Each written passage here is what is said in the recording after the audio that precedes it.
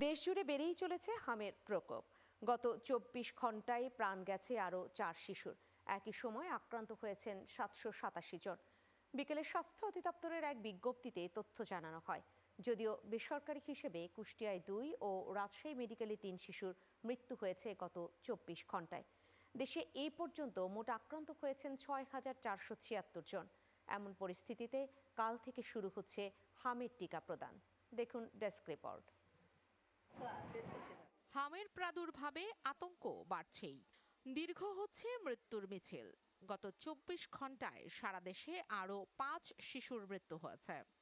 এর মধ্যে কুষ্টিয়ায় ২ জন ও রাজশাহীতে মৃত্যু হয়েছে ৩ জনের। স্বাস্থ্য বিভাগের তথ্য অনুযায়ী গত ২০ দিনে ৯৯ শিশুর মৃত্যু হয়েছে। আক্রান্তের সংখ্যা প্রায় ৬,০০০। পরিস্থিতি সামাল দিতে জরুরি ভিত্তিতে হামের টিকা প্রদান কার্যক্রম শুরু করছে সরকার। রোববার সকাল ৯টা থেকে ১৮টি জেলার ৩০ উপজেলায় দেয়া হবে এই টিকা। জরুরি ভিত্তিতে ৬ মাস থেকে ৫ বছরের কম বয়সী শিশুদের হামের টিকা দেয়া হবে।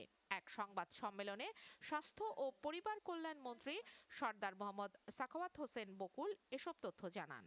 এই 18টা ডিস্ট্রিক্টের অধীনে 30টা উপজেলায় আমরা আগামীকাল সকাল 9টা থেকে টিকা কার্যক্রম মিজেলস আমরা শুরু করতে যাচ্ছি। অগ্রাধিকার ভিত্তিতে আক্রান্ত শিশুদের দেয়া হবে হামের টিকা, পাশাপাশি দেয়া হবে ভিটামিন A+ ক্যাপসুল। কান্তারায়, চ্যানেল 9 নিউজ ডেস্ক।